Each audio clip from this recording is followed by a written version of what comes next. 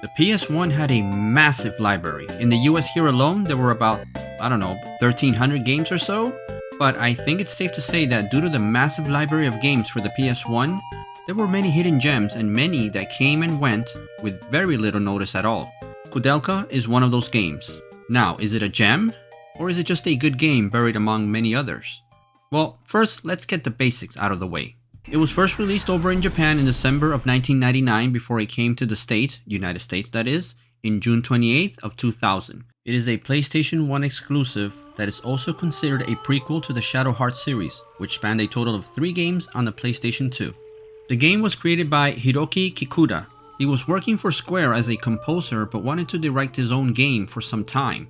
As a music composer, he had worked on some very well received RPGs of that time, including Secret of Mana and Trials of Mana. He left Square after realizing moving from composer to director of a game within Square was not possible during that time. He gathered other Square employees and formed the company known as Psychnaut in 1997, with the help from SNK. During this time, the survival horror genre was on the uptick thanks to the massive success of Resident Evil. So it's no surprise to find out that the game has a horror vibe to it. Hiroki had been wanting to create a new style of RPG that would blend with the horror genre for some time. The end result is that the game, while playing somewhat like Resident Evil, very quickly introduces the player to the classic RPG gameplay formula, with all the standard RPG-like menus and options at your disposal. You get 4 bonus points every time you level up that you can distribute between a selectable few stats that you see right here. While the original goal of Hiroki Kikuta was to create a faster-paced RPG experience that dealt more with real-time battles and interactive environments, his team incorporated traditional RPG elements in the end. You start off your adventure alone, but soon enough, you get paired up with a few characters. And no, I am not spoiling the game for anyone out there since both of these characters get introduced just a little bit about 30 minutes into the game. Hell, Edward becomes a part of your party just 5 minutes into the game. You're too early, Angel. I'm not dead yet.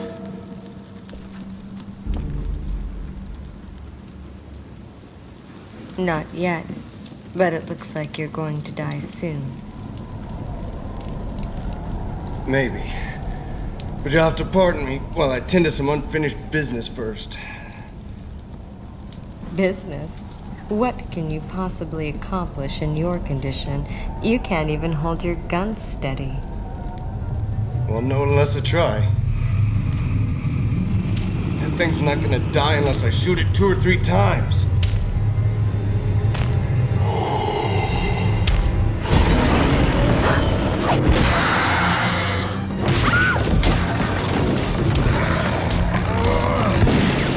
Damn it! Here, use this. Battle system is played on a grid field where you will select where to move and when to attack or conjure spells. You get different types of weapons you will find scattered about the mansion or castle, if you will. The interesting feature in this game is that you can switch your weapons during battle, which I found to be extremely helpful and unique. You see, other games you have to wait until the battle is over, which could sometimes be the difference between surviving or dying. Not here, however. But even then, this is where one of the biggest problems with the game starts, and that is the battle system. This is where Koudelka takes a huge hit as far as gameplay goes, since they are extremely slow paced due to not only the turn-based system, but the speed at which it all plays out during the battles. Here's a small example of that, which I will leave playing it in real time so you can get a better idea of the pacing.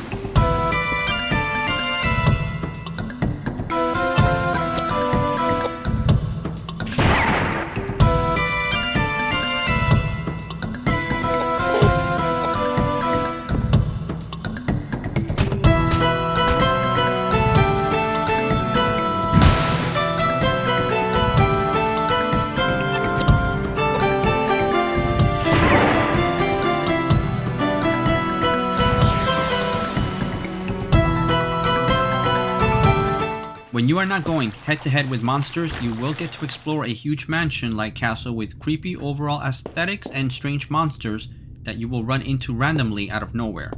The characters are all 3D models that navigate pre-rendered backgrounds, and you will see screens from different angles. The enemy encounter rate in the game is what you would expect out of a standard RPG, and some of these monsters are really disturbing. Oh, and I just get creeped out by these huge roaches right here. Oh, I hate roaches. I truly hate them. And the noise they make when they walk in the game. Oh.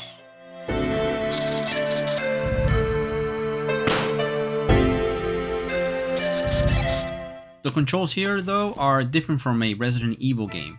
Here, if you press up, your character will move up on the screen, regardless of what angle you are viewing the room from.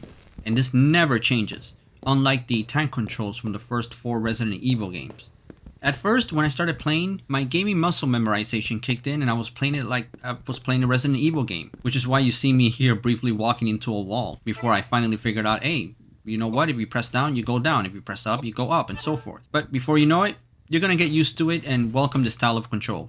While the soundtrack here is nothing spectacular, which is actually something quite odd to say since Koudelka had some good runs in composing the music for the Mana games, it does fit well with the overall art and style of the game. It is foreboding and dreary, while battles tend to have a slow rhythm to match the grid-style battle mechanics.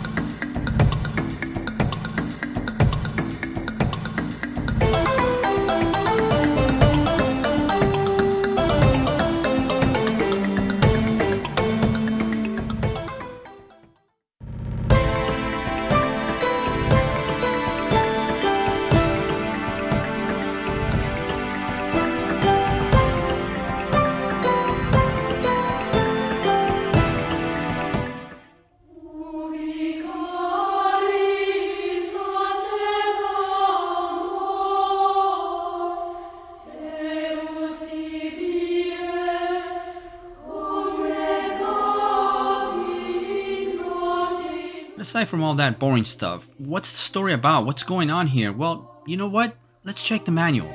Now, let's see here. How to handle your PlayStation disc? Yeah, no, we can do that. Table of contents. No, thank you. Nothing here. Control functions. Okay, I got that down. Nothing here. Interesting. One of the few times where a manual does not contain anything about the story on the game. Well, you know what? Let's try the back cover of the game jewel case. Maybe it has a storyline there. Gothic horror RPG set in the late 19th century. An epic tale of murder, mystery, and mayhem. A beautiful yet troubled woman named Koudelka who is summoned to unravel it all. Ooh, sounds dreary. Doesn't say much though. Basically, Koudelka is the name of the female protagonist. She is a psychic who travels the lands and comes across this castle in the opening scene of the game. This right here is Nemeton Monastery, which has been abandoned for some time upon her discovering it. Now at first, when you're watching it unfold, it seems like she's just there breaking into the place just for the hell of it, or maybe to rob the place? Maybe she's a thief? But soon after, you discover she was drawn to this place by a mysterious voice pleading for help. As she starts to explore her surroundings, she comes across Edward, an adventurer who's being attacked by monsters. After she saves him, he joins her in searching the castle before eventually running into the caretakers of the place. How unusual that you two have decided to come to our rural district. There's really nothing interesting here. It has gotten so cold outside. We weren't expecting any visitors. The soup is all we have. Please, have as much as you want. Oh, yes, please. Thanks. Smells great. Wouldn't you like some, dear? Don't you like potato soup? No. However, you soon find out that their hospitality comes at a price. From here on out, you start to find out about the sinister history tied to this place and why it is inhabited by all sorts of grotesque creatures. Now, I'm not going to get to the entire story here so as to not spoil it, since I myself am playing it and don't want to ruin it for myself as well as for others. As of the making of this video, I am still on disc 1, but there are 4 in total, so I got plenty left to play through. Granted, the majority of the data on the discs are probably dedicated to FMV and audio tracks, but still, it's not a short game. It's not long either, being able to complete it in about 12 to maybe 13 hours if you go straight for the objectives. Online, it says that the team developing the game used some state-of-the-art motion capture technology to give the models a more lifelike feel to them. To me, it looks no different than other cutscenes found in other games at that time, but maybe that's just me, I don't know. It doesn't look bad at all though.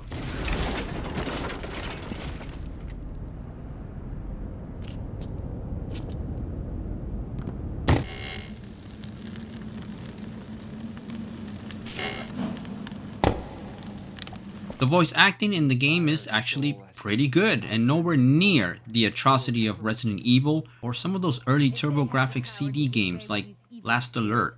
I have received information about a CIA dog, Guy Kazama, who assassinated a member of the Force Project, Colonel Kadak. He intends to enter the martial arts tournament you host every year to kill you, Mr. Lee. Oh, really? Well, that's interesting. That's terrible. There was a bit of staff disputes while making this game. Kikuta did not want to go with the turn-based grid battle system, for instance.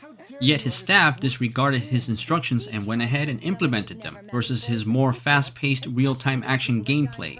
Now, could this be the main reason that the game did not become a hit on the PlayStation? Overall slow gameplay, the turn-based battle system?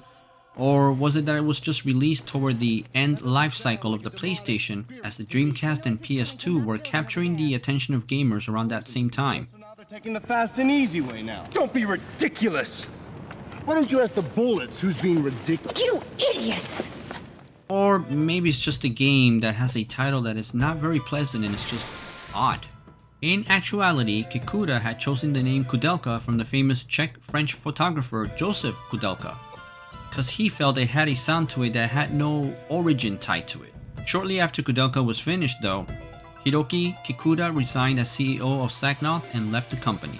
His ideas for sequels that would delve deeper into Koudelka and her origins were never developed, although there was a manga created in 1999 that ran through 2000 based on Koudelka. The events of the manga take place after the game and was created as a tie-in to the cancelled sequels Kikuta had planned. Even though Shadow Hearts takes place in the same universe as Koudelka, the plots and all events from the manga are never recognized by those games. That's your way of saying thanks? Little did I know that these days were into rescuing perfect strangers. You.